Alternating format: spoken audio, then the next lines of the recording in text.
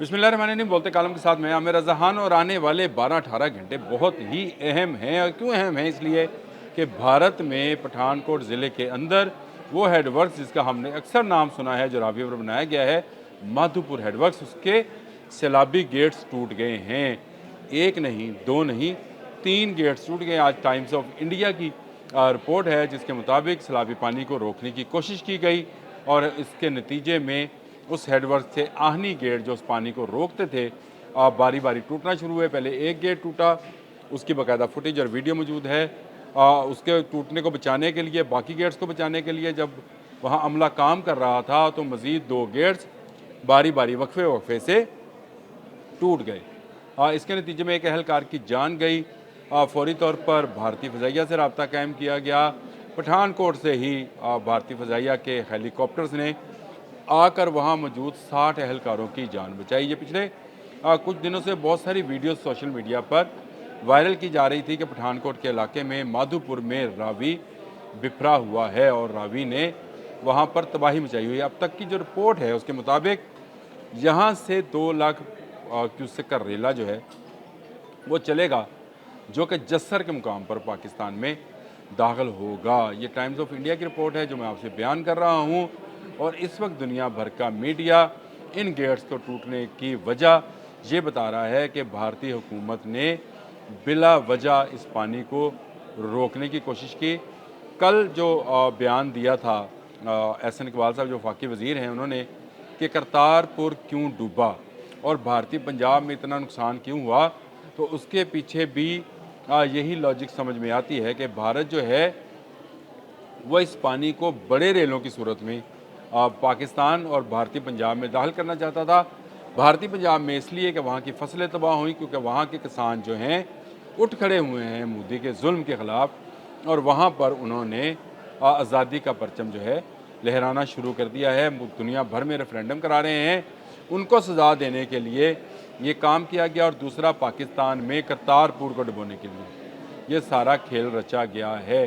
ये एक conspiracy theory है कि आप दुश्मन को मारने के लिए पानी को कभी रोककर और कभी आप उसको छोड़कर हथियार के तौर पर इस्तेमाल करते हैं। और भारत ने इस मर्तबा इससे दोहरा फ़ायदा उठाया है। देखिए, पठानकोट एक ऐसी जगह है जो किसी ज़माने में आनी पाकिस्तान में थी। अगर रेड क्लिफ का अवार्ड जो है वो ना होता तो उसमें पठानकोट पाकिस्तान का हिस्सा था और यही वो इलाका है जहाँ से कश्मीर को रास्ता जाता है। यहीं पर इस हेडवर्क्स को, माधोपुर हेडवर्क्स को बनाया गया रावी का पानी रोकने के लिए। रावी का पानी रोक लिया गया, कामयाबी से रोका गया, लेकिन उस वक्त तक गेट नहीं खोले गए जब तक गेट खुद ब खुद टूट नहीं गए। ये है वो कॉन्स्पिरेसी जिससे ना सिर्फ भारतीय पंजाब में बल्कि जो हमारे इलाके हैं वो भी इस वक्त शदीद तरीन सैलाब की जद में हैं। और एक तरह से देखा जाए तो इसी को भारतीय जारहियत कहा जा रहा है, जिस पर कल ख्वाजा आसिफ साहब ने कहा कि नहीं, उन्होंने इतला दी थी। उन्होंने जिस वक्त इतला दी उस वक्त पानी सर से ऊपर गुजर चुका था, यानी पानी जो है वो उसके हेडवर्क्स की दीवारों से ऊपर निकल चुका था और उसके गेट तोड़ चुका था और या बारी बारी तोड़ रहा था। ये बहुत ही हौलनाक सिचुएशन है कि भारत ने अपना हेडवर्क्स तबाह करके ना सिर्फ अपने लोगों की ज़मीनों को डुबो दिया बल्कि हमारे लोगों की ज़मीनों को भी डुबो दिया। और करतारपुर राहदारी जिसको इस्तेमाल करते थे सिख अपनी मजहबी रसूमात अदा करने के लिए, उसको भी पानी पानी कर दिया। आज वज़ीर आज़म शहबाज शरीफ की अच्छी मूव है कि वो वज़ीर आला और वफाकी वज़रा के साथ यहाँ का दौरा कर रही हैं। कल एहसन इकबाल गए, 1112 को खराज तहसीन पेश करते हैं, रेंजर्स को खराज तहसीन पेश करते हैं, जिन्होंने वहाँ रुके हुए तमाम वो जो श्रद्धांजलि देने आए थे लोग, उनको वहाँ से निकाला और उनको रेस्क्यू किया। बड़ी ज़बरदस्त जो है वहाँ पे रेस्क्यू कार्रवाई की गई, लेकिन भारत ने कोई कसर नहीं छोड़ी। पानी को उस वक्त तक रोके रखा जिस वक्त तक वो रोक सकते थे, ताकि जब छोड़ा जाए तो ये कहा जाए जी गेट टूट गए हैं। अब देख लें, गेट टूट गए, एक नहीं, दो नहीं, 3 गेट टूटे और 2 लाख क्यूसेक पानी जो है निकल आया। ये बड़ी खौफनाक सी सूरत हाल है। मैं आपको अगर इसका इदराक इस तरह से होगा कि माधोपुर से जो पानी और सैलाब चलता है वो अगले 12 घंटे में जस्सर पहुँचता है। यानी कल शाम का ये वाक़या है, तो अगले सुबह के तक अब पानी वो जो है जस्सर के करीब पहुंच चुका होगा और आपको इतलात हैं कि 2 लाख क्यूसेक के करीब पानी वहाँ पर मौजूद है। जस्सर से जब ये शदरा की तरफ आता है तो इसको मज़ीद 12 घंटे लगते हैं, तो 24 घंटे लगेंगे इसको माधोपुर से शदरा तक पहुँचने में। और इस वक्त शदरा में पानी की जो सूरत हाल है आपके सामने है कि 1,80,000 क्यूसेक के करीब पानी वहाँ से गुज़र रहा है। और उसके बाद जब ये बल्लोकी तक जाएगा तो इसको 18 से 19 घंटे लगेंगे, और उसके बाद संधानी में जाएगा तो इसको मज़ीद अगले 30 घंटे लगेंगे। तो यानी ये पानी जहाँ जहाँ से गुज़रेगा वहाँ वहाँ तबाही मचाता हुआ जाएगा। और ये भारतीय साजिश है जो उसने मशरक़ी और मगरबी दोनों पंजाब को डुबोने के लिए इख्तियार की कि पानी रावी के पानी को माधोपुर में उस वक़्त तक बंद के अंदर रोके रखा जब तक उसने उसके गेट तोड़ नहीं दिए हैं। और बाद में ये कह दिया कि हमने अपने सफारत खाने के ज़रिए आपको इतला दे दी थी।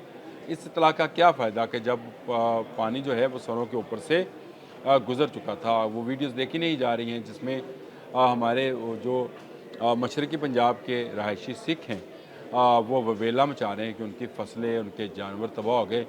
आपने वो वीडियोस और तस्वीर देखी होंगी जिसमें सैकड़ों हज़ारों मवेशी जो हैं बहते हुए पानी में मशरक़ी से मगरबी पंजाब आ गए। ये उनका नुकसान है सिखों का, और ये इसलिए किया जा रहा है कि वो अपनी आज़ादी की आवाज़ बुलंद कर रहे हैं। वो पूरी दुनिया में रेफरेंडम्स करा रहे हैं, और अकाली दल जो है वो पूरी तरह से हिंदुत्व सोच के ख़िलाफ़ जा रही है। वो चाहती है कि उनका एक अपना अलग से मुल्क हो जिसका नाम खालिस्तान हो, और ये उसकी सज़ा उनको दी जा रही है। पाकिस्तान ने जंग मई में जो भारतीय फ़ौजियों को और भारतीय सेना को सज़ा दी थी, मारा था, उनको दाखिल नहीं होने दिया था, न सिर्फ दाखिल नहीं होने दिया बल्कि उनके जहाज़ तक गिरा दिए थे। उसकी सज़ा देने के लिए उन्होंने ये नया हरबा जो है उसका इस्तेमाल किया है, और उन्होंने पानी को बतौर हथियार जो है इस्तेमाल किया। इसकी एहसन इकबाल की मैंने आपको बताया, कल वो नारवल गए थे तो उन्होंने ये बात कही थी कि हमारा दुश्मन पानी को हथियार के तौर पर इस्तेमाल कर रहा है। बहुत सारे लोगों के जहनों में ये बात चल रही थी कि ये क्या बात कर रहे हैं, देखिए भारत पानी रोक तो नहीं सकता है। बिल्कुल नहीं रोक सकता है। जब बारिश अप स्ट्रीम्स पे होती हैं, पहाड़ों पे बारिशें होती हैं, तो पता होता है तमाम की तमाम गवर्नमेंट्स को ये कितना पानी बरसा है और इसने कितने देर में, मैंने आपको घंटे बता दिए हैं कहाँ से पानी चलेगा, कहाँ तक कितनी देर में पहुँचेगा। तो ये गवर्नमेंट्स के पास तो इससे ज़्यादा की मालूमात होती हैं। उनको पता होता है कि कितना पानी आएगा और कितना हमारा हेडवर्क्स रोक सकता है। कल हमने कादराबाद के करीब आपने देखा है कि हमने बंद जो है उसको उड़ा दिया क्योंकि हम कादराबाद हेडवर्क्स को बचाना चाहते थे। ये माधोपुर को तोड़ना चाहते थे। जी हाँ, ये माधोपुर के उन दरवाज़ों को जो सैलाबी गेट्स कहलाते हैं जहाँ पर इजाफी पानी भी हो तो इन गेट्स को कुछ नहीं होता। इतना पानी भरा गया कि वो गेट्स टूट गए, और एक नहीं, दो नहीं, 3 गेट्स टूटे, और उसके नतीजे में आज जो सैलाबी सूरत हाल है वो बाहर होती चली जा रही है। असल में भारत की साजिश है करतारपुर को डुबोने की और मशरक़ी और मगरबी पंजाब के किसानों को डुबोने की। मैंने कहा आपसे बात ज़रूर करनी चाहिए कि ये ख़तरनाक सूरत हाल है। आने वाले जो 48 घंटे हैं उसमें सिचुएशन मज़ीद वर्स्ट हो सकती है क्योंकि मज़ीद बारिशों की पेशगोई भी होगी है। मज़ीद बारिशों का मतलब है जब ज़्यादा पानी बारिश होती है तो ज़्यादा पानी आता है। बात तो सच्ची है।